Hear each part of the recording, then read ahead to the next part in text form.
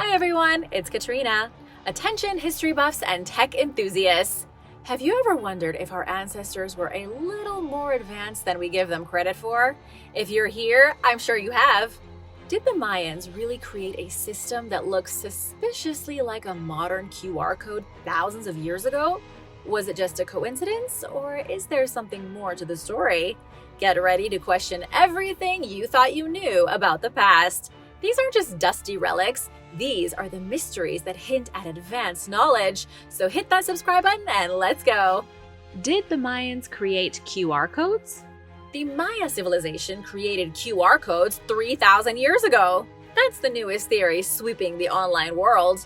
People are saying the Mayans made QR codes before humans could even scan them. Is this a nonsense conspiracy or a secret piece of history? The theory started gaining popularity recently when some footage surfaced of a Maya statue that does kind of look like a QR code. The bulk of the statue is human.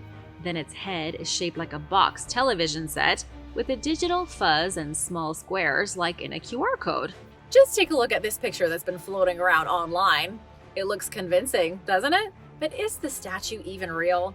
That's the most important question. Nobody seems to be able to track down the original source of the photograph, nor find where this statue is on display. Some have said maybe it's a modern piece of art meant to make you ponder about the world. The weird part is that the QR code works. Scanning it takes you to an online Mexican retailer of electrical components. If this was all a big advertising scam, it was the weirdest marketing tactic in history. And although the Maya likely didn't invent QR codes, they did invent a lot of other stuff. Most notably, games played with rubber balls, making them sort of like the grandfathers of basketball. They also invented the mathematical concept of zero. What would we do without the number zero? Prehistoric hard drives. Researchers have been trying to figure out whether some weird clay balls found in Mesopotamia are ancient relics or prehistoric hard drives. This is a crazy one. Recent CT scans have shown the seemingly unimportant balls could be the first data storage system ever made. I bet you didn't think Mesopotamians were running around with primitive thumb drives. The strange clay balls were found at the archaeological site of Chogamish in Iran in the 1960s. They vary in size, with some as small as golf balls and others as big as baseballs. Over the last 60 years, about 150 of the balls have been found. All of them are old, but some of them are seriously old. The clay balls were made as far back as 5,500 years ago. The site of Chogamish is 8,800 to 9,200 years old. That's really, really old. There isn't much left to the site today, just some fragments of civilization in a windswept desert. Yet people lived here prior to the creation of civilization. How did Chogamish go from being a primitive settlement to a city where people used hard drives? These clay balls stored information, but not digitally. Researchers think they were used to record economic transactions. They were sort of like receipts, just not the receipts we're used to. The big break in the mystery came when researchers used CT scans and 3D modeling to look inside the clay balls. They were shocked to find each ball has a hollow core. There is a pocket in the center of each ball that contains a number of small geometric tokens. Researchers believe the tokens represented numbers and types of products. This is reinforced by the fact that some of the balls are covered in cuneiform script. One of the balls from 3,300 years ago was found to contain 49 tokens. It was also covered in cuneiform script describing a contract for a shepherd to take care of 49 sheep and goats. The balls were hard drives in the sense that they contained records for the exchange of commodities in prehistoric times. But there is still a lot of mystery here. Tokens were typically wrapped in a cloth and then put inside the ball. Then the hollow part of the ball was filled with some sort of mystery liquid. Mesopotamia isn't even the only place where balls like this have been found.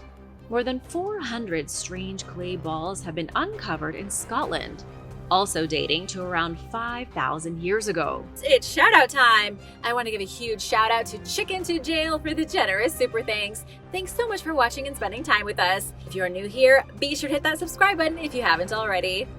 Older than Stonehenge. There is a mysterious monument in the UK that is even older than Stonehenge, yet nobody knows about it. It's a monument with a history so dark and disturbing, I almost didn't even tell you about it today. But I can't help myself, so here goes. Let's start with Stonehenge itself. It's Britain's most famous monument, and it was built 5,000 years ago. Nobody knows what it was used for, but suspect it had something to do with observing the night sky. But there are many who feel Stonehenge was used for something a little more mystical than mere stargazing. The great thing about Britain is that there are a lot of other stone circles besides Stonehenge. The British Isles are littered with these types of monuments.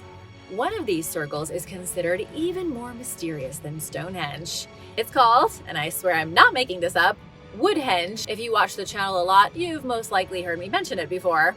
That's right, there is an older version of Stonehenge made out of wood. It was only found in the 1920s, hidden underneath an overgrown plain next door to Stonehenge. It's really close, still on the property of the Stonehenge World Heritage Site. The ancient monument was discovered completely by accident in 1926. A pilot was taking aerial photos of the site as part of a survey. The photos revealed a mysterious ring formation mostly hidden by the overgrowth. Excavation started soon after. All kinds of artifacts were found, including pottery from the Stone Age. The area was meticulously investigated so that researchers could recreate what the ancient circle once looked like. It turned out to be enormous. Woodhenge consisted of 6 concentric rings of various sizes. Each ring was made of huge timber posts. Instead of stone blocks, Woodhenge had thick wooden beams standing upright. Some of the posts were short, while others could have been twice as tall as telephone poles. Although scientists know how big the site was overall, they don't know what it looked like because the actual wood pieces decayed a very long time ago. Wood doesn't really stick around the same way that stone does. Scientists are still arguing over what exactly Woodhenge looked like. I told you at the beginning that this mysterious monument has a disturbing history. During the initial excavations, archaeologists found 2 dead people buried beneath where the wooden circle once stood. One of the bodies was that of a young man dumped into a ditch.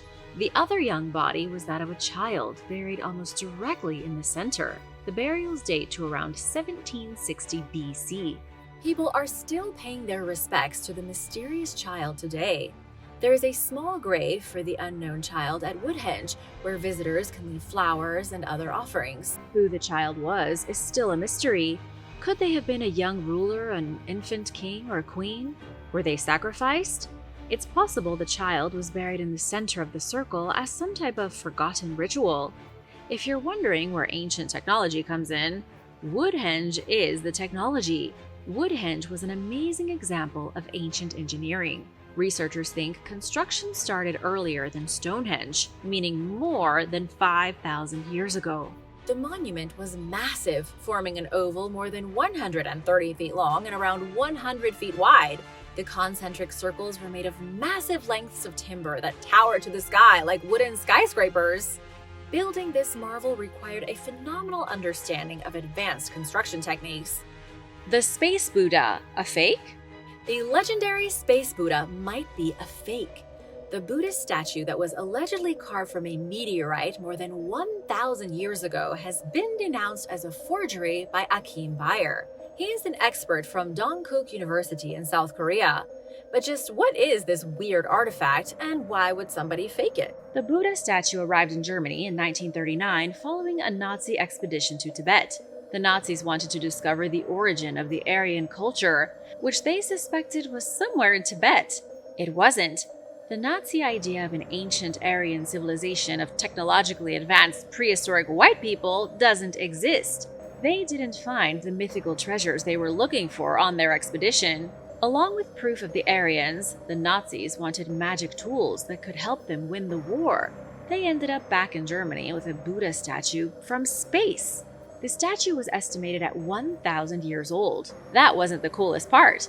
What makes the statue so special is that it was carved from a meteorite that crashed onto the border of Siberia and Mongolia.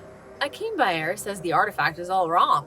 He said the clothes the Buddha is wearing in the statue are incorrect. The statue looks like a European's idea of a Tibetan Buddha statue. Akim thinks the statue is a forgery. He also said the Nazis likely had nothing to do with it. Someone probably faked the statue and then attached the Nazi story to it, thus making the object more valuable. However, the Buddha is still made from the meteorite. There is no faking the chemical composition. What you might be interested in knowing is that ancient people had somewhat of an obsession with meteoric iron. An arrowhead was discovered in Switzerland from 3,000 years ago, made using an iron meteorite.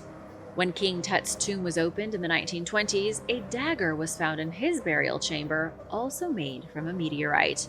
This is annoyingly mysterious because many iron meteorite artifacts were made during the Copper Age, before human beings had figured out how to work with iron from planet Earth. How is it that they knew the intricacies of forging weapons from space rocks before they figured out how to do the same things with the rocks below their feet? Nanostructures in the Ural Mountains. Russia's Ural Mountains were home to some of the oldest civilizations in human history, old nomadic people like the Scythian warriors. But just how far back does history go here? In 1991, some unusual artifacts were discovered in the Ural Mountains. The artifacts point to a civilization capable of developing nanotechnology 300,000 years ago. The out-of-place artifacts found in the 90s don't make any logical sense. They were small, coil-shaped structures excavated during some gold extractions in the mountains. They looked like spirals, shafts, and coils, minuscule pieces of what could be machine components. The artifacts were taken to be analyzed by the Russian Academy of Sciences. At their laboratory, the Russian scientists identified the big spiral pieces as mostly copper. Some of the smaller pieces were made of tungsten and molybdenum.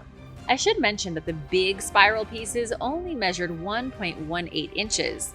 The smallest were way smaller, at around 1/10,000th of an inch. The artifacts also don't appear to be natural.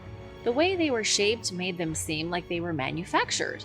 They weren't made by hand, because that would be impossible.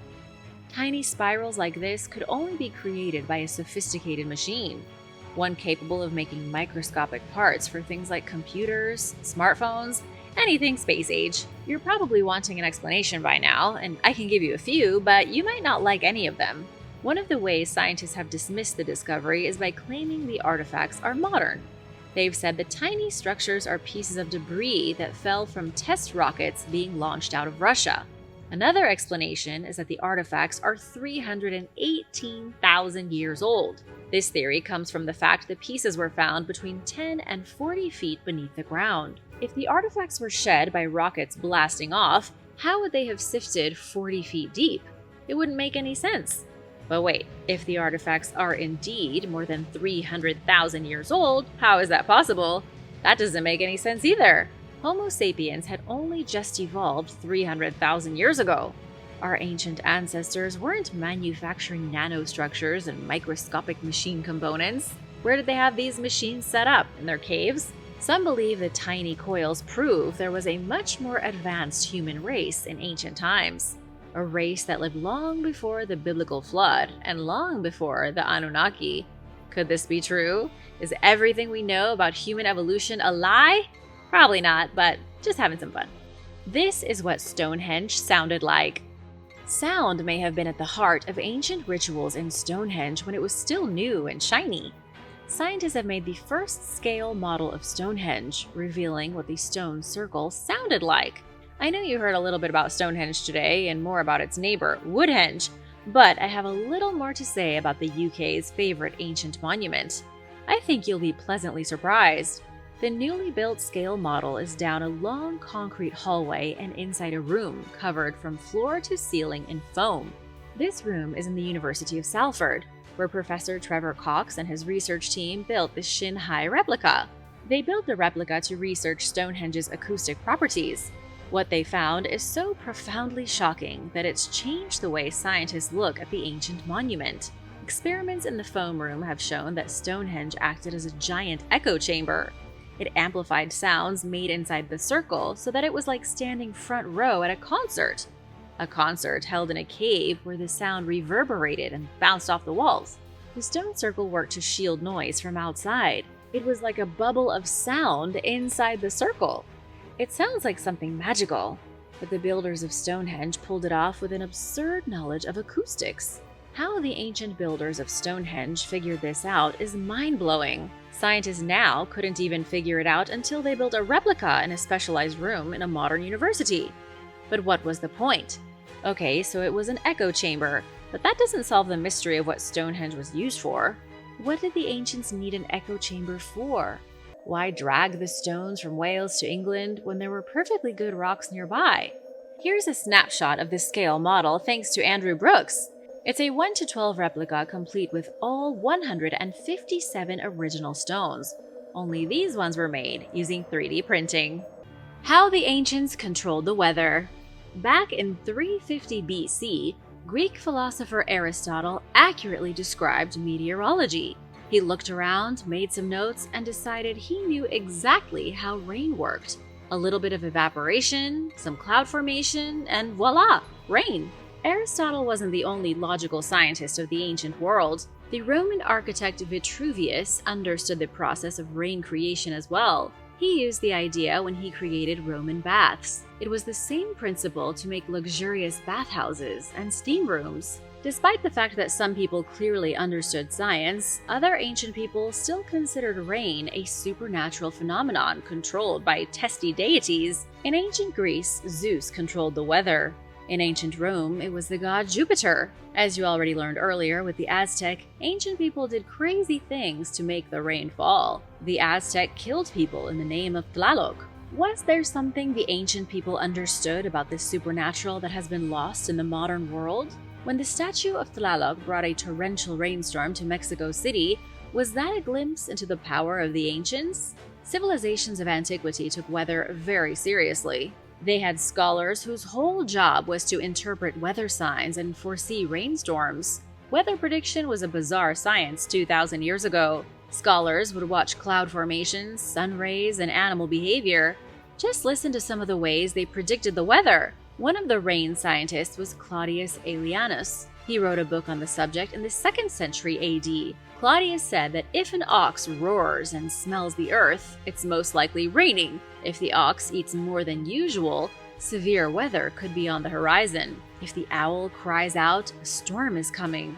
They looked for signs all over the place, but they also used magical rituals to bend the weather to their will. Greek writer Pausanias once wrote of a group of magicians in the mountains of Arcadia who could literally control the weather. They had learned how to create haze and clouds by offering sacrifices to their gods. Creating clouds brought the rain. The Romans had rituals like this too. They called them aqua elysia. Do you think that they might have actually worked? Is this a lost secret knowledge?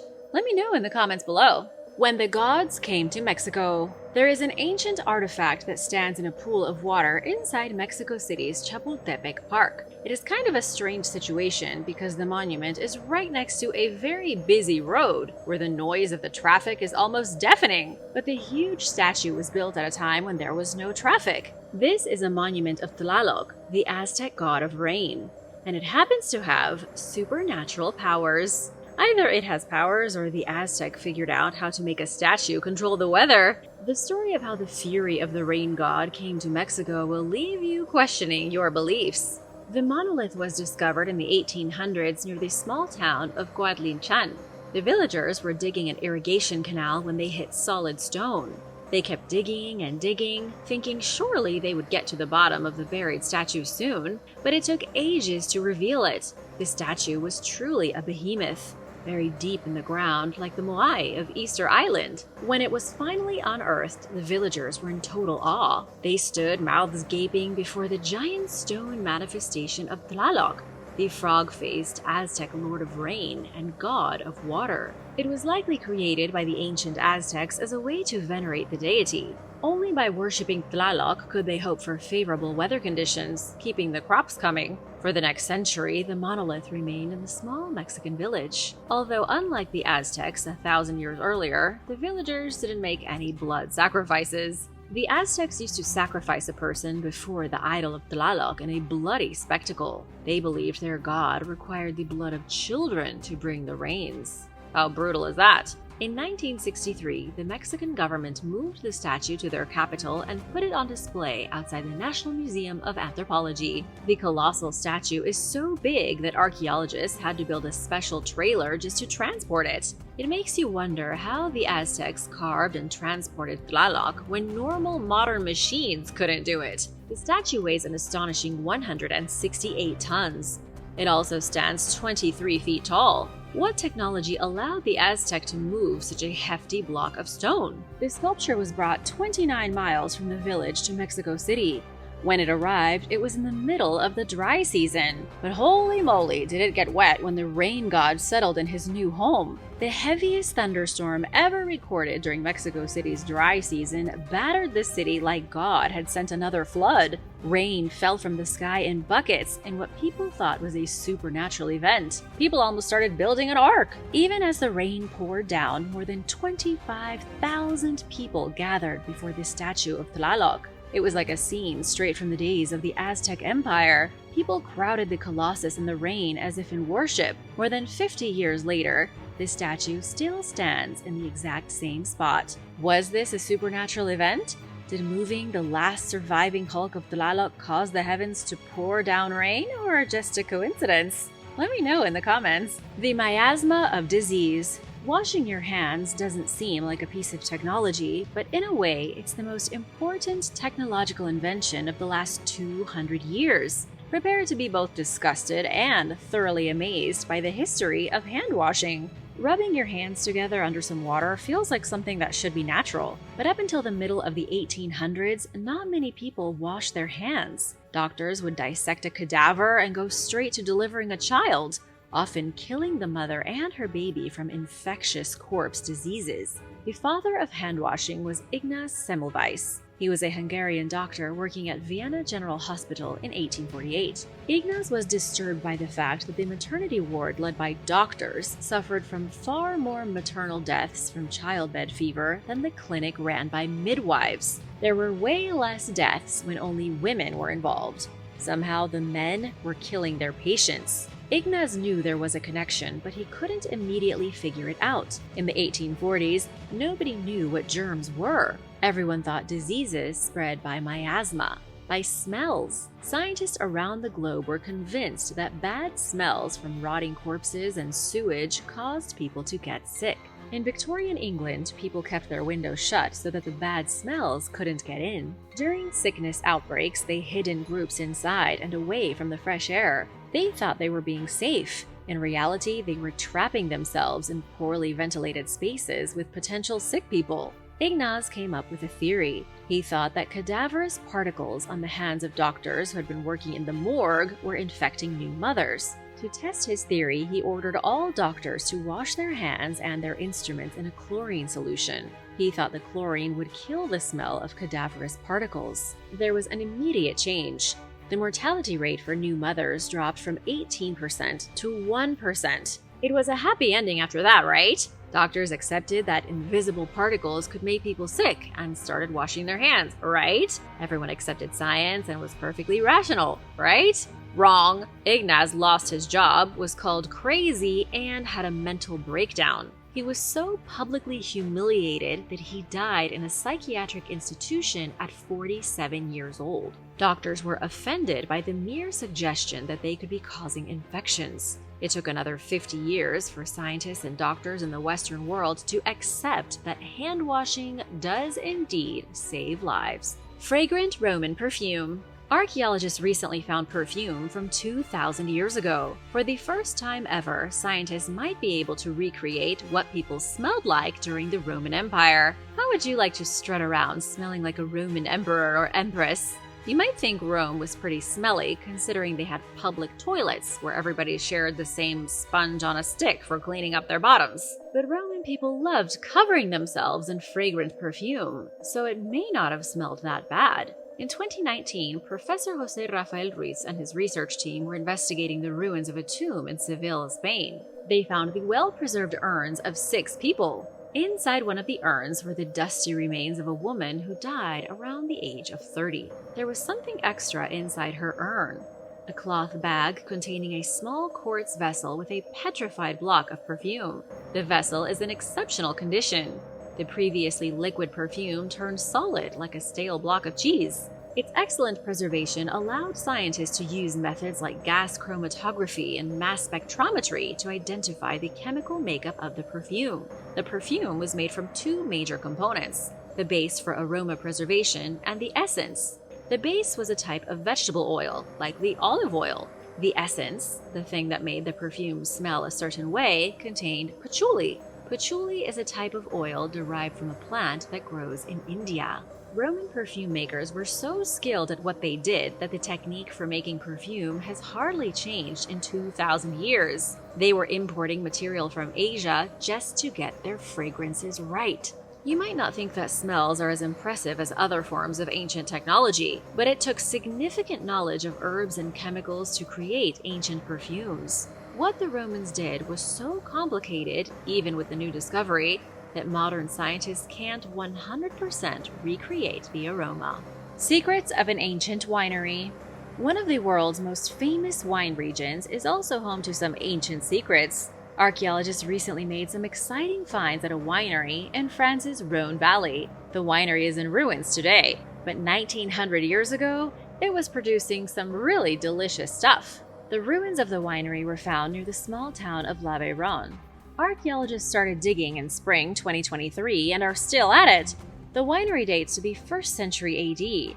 However, there is something secret hiding beneath it. Excavators think the winery was built on the ruins of an even older structure. It could push back the Rhone Valley's wine culture to before the Roman Empire. Excavating one ruin is hard. Trying to figure out what the ruin underneath the ruin was used for is next to impossible. All archaeologists can say for sure is that during the reign of Emperor Augustus between 27 BC and 14 AD, the Romans expanded the building. They transformed it into a massive winery. There were cellars and basins for collecting grape juice. The winery was big enough that it likely became a commercial success. Romans loved wine. They couldn't have been such party animals without it. The Romans weren't the only ones who loved wine. The winery's ruins are in the territory of the ancient Allobroges. They were a mysterious group of Gallic people who lived in this part of France before the Romans. They produced vinum picatum, a type of wine the Romans paid huge sums for. Unfortunately, scientists haven't been able to analyze any juice residue yet from the winery's basins, so I can't tell you exactly which type of wine was produced. How did the Egyptians cut granite? Ancient Egyptians weren't just good at stacking up stones to make large, imposing triangles. They were also great at punching holes in stone blocks. They had an exceptional ability to bore through solid granite. Scientists are still struggling to understand how they did it. Granite is very tough to cut through, unlike many other kinds of rocks. When ancient civilizations carved sandstone and punched holes in limestone, it was easy. Those types of sedimentary rocks are a breeze to work with. Granite is very different.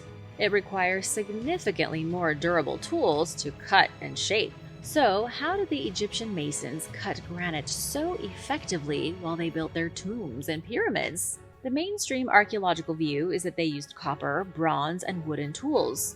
But not everybody is on board with that. There are those who believe the Egyptians had access to much more impressive technology. I'll tell you a few of the more popular theories, and then you let me know in the comments which one you like best. One of the more outlandish theories is that Egyptians used lasers, electric drills, and other sophisticated pieces of futuristic technology to cut granite slabs. The issue is that there is no indisputable evidence that the Egyptians had access to this tech. Nobody has ever found electrical batteries or wires. Nothing that truly points to energy tools. The only real evidence is the stones themselves. Cut with such precision, it seems like it would have been impossible without lasers. One of the most popular mainstream theories is that the Egyptians used a wooden wedge and water to make their stone blocks, almost like tile cutters today. First, they would bash a series of holes in the surface of the granite. Then they would jam a wedge into the holes and soak it. The wedge would bloat with water, pushing the rock apart. Done patiently and properly, this method could split a gigantic boulder in half. How do you explain the amazing stonemasons of ancient Egypt? Let me know which theory you like the most in the comments, and don't forget to subscribe if you haven't already. Thanks for watching, and I'll see you next time. The Peebles Horde. In Scotland, a group of friends decided to investigate a random field near the small town of Peebles using metal detectors. Not long after they got started, Marius Stephen uncovered a strange bronze object buried under nearly 2 feet of dirt, but his metal detector kept on beeping, signaling that there was more treasure to be found just under his feet. The guys immediately knew they had found something awesome. They called the Treasure Trove Unit, a team of archaeologists that specialize in local discoveries. What started as a fun day of treasure hunting turned into an excavation that went on for almost a month. The treasure uncovered is now known as the Peebles Horde, and it includes some of the most valuable archaeological artifacts ever discovered in Scotland. These objects date back 3,000 years. The archaeologists found an ancient sword still sheathed in its scabbard, the wheel axle from a chariot, and a full horse harness that had probably been used by the horse that pulled the chariot. There was also an ornamental rattle pendant that adorned the harness, which is one of just 3 of its kind found in the United Kingdom, and the first ever in Scotland. The hoard was announced as a nationally significant find because very few Bronze Age hoards have been found in Scotland.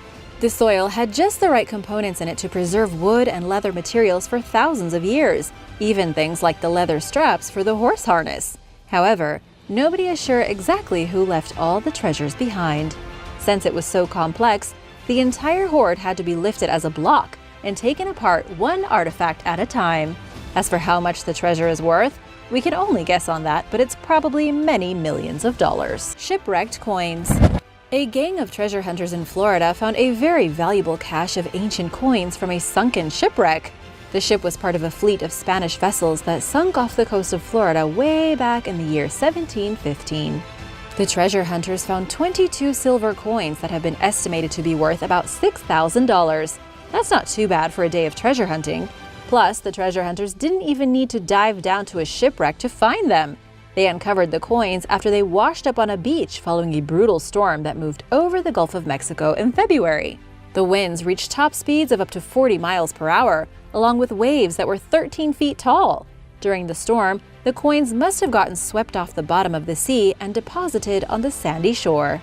The friends were well aware of the potential treasure after a storm like that, as they have found things before following a night of wind and rain, such as ancient belt buckles, pieces of porcelain, and other random artifacts from the 1700s. This time they found artifacts that actually made them a bit of money. The ship the coins came from sank during a hurricane. According to Smithsonian Magazine, the ship was part of a larger fleet carrying trade goods from Cuba back home to Spain. Only a single vessel escaped the storm fully intact. The rest were either heavily damaged or sank in the ocean. Cosmic Pearls. Researchers in Sarasota County came across something absolutely bizarre while looking through fossilized clams on the beach. Mike Meyer, a university student from South Florida, was doing field work with a friend of his, looking for evidence of Florida's great geological history. They were collecting clams that had been fossilized for millions of years, and then cracking them open to see what was inside. That was when they found a collection of cosmic pearls. The pearls are very small, not even as big as a grain of salt. Each translucent ball looks like a bead of glass.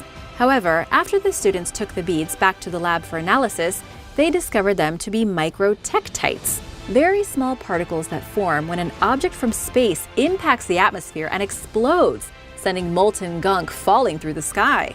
By the time the molten gunk touches down, it has turned into beads of crystal.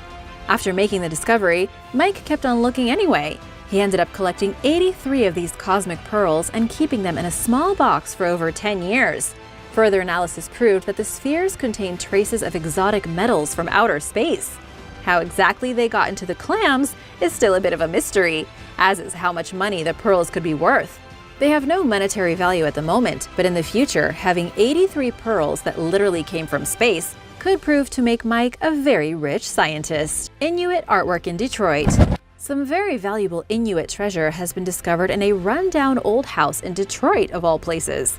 Nobody would ever expect to find a literal hoard of extremely valuable Inuit artwork inside of a dilapidated house that was left abandoned. The discovery came after a pair of professional house flippers purchased the property. They bought the decrepit old place, which had been sitting empty for years after the owner passed away. The family of the deceased sold the house, including all the contents inside. When the buyers went in to take a look around, they found 40 prints, 24 of which were originals and signed by famous Inuit artists. The pieces of artwork came from the Canadian territory of Nunavut, the coldest and remotest place in all of North America. Keep in mind that these paintings aren't that old, but their significance and monetary value is exceptional. The artwork is beautiful, created by artists living in the West Baffin Eskimo Cooperative on the southern tip of Baffin Island, basically at the end of the earth. Each piece of artwork sells for thousands of dollars, with one of the more popular pieces being sold recently at an auction for $216,000. Either the person who had owned the house previously didn't know what the paintings were or forgot about them. Nobody even knows how the old owner got their hands on Inuit artwork from a world away. But luckily for the house flippers, they're basically set for life. Big shout out to Bon Gonzalez and Lil Mackie for supporting this channel. Thank you so much for watching and spending time with us. If you are new here, be sure to subscribe and join the Origins Explained family. Maya gold orbs. Archaeologists in Mexico discovered some strange golden artifacts underneath the ancient pyramid in the archaeological site of Teotihuacan. This was the old Aztec capital located just a few miles outside of Mexico City. A mysterious tunnel was found stretching underneath the Temple of the Feathered Serpent. In order to search the underground tunnel safely, archaeologists used a robotic probe equipped with infrared technology. They were hoping to find some amazing new artifacts that could shed more light on the ancient Aztec people. It was about 250 feet deep into the underground tunnels that the probe found something unusual. There were what appeared to be thousands of glints of light flashing in the darkness. Upon closer inspection, the archaeologists realized they were looking at a pile of golden orbs. Nobody knew what these things were. Later analysis showed the orbs were made of clay and wrapped in special gold foil. The gold balls are so weird that archaeologists barely have any theories as to what they were used for. However, they do believe the underground tunnels were probably utilized as a sort of ritual space where priests traveled between the living and the dead, and human beings were sacrificed. This would suggest the precious golden orbs were used as a part of sacrificial rituals. But how exactly they were used, and just how valuable they were to the ancient Aztecs, is still a mystery. What do you think they could have been for? Let me know in the comments below. Black Death coins. A metal detectorist in England has uncovered 2 extremely rare and very valuable gold coins. Treasure hunters with metal detectors find coins all the time, but these 2 are exceptional and unique. This is mainly because they come from the days of the Black Death. The coins date back to the 14th century, when the plague began to sweep across Europe. Each coin has the image of Edward III on it, the English king who attempted to introduce gold coins to England back in the year 1344. The first attempt was a failure. The coins actually proved too valuable, and it was a big fiasco. The king tried again later and issued new coins from between 1344 and 1351. These coins worked out much better. This is the other reason why the coins are so valuable. They were minted during the first decade in English history where people could actually use gold coins for trade. It would be like having one of the first dollar bills ever printed. The only damage the coins have is that they are a bit folded. They look a little like tacos. However, each coin is 96% pure gold. This is literal treasure, nearly 700 years old. Back in the day, each coin was worth roughly $8,350 in today's currency. The 2 coins together in your pocket would have been the equivalent of carrying $16,700 in bills or poker chips.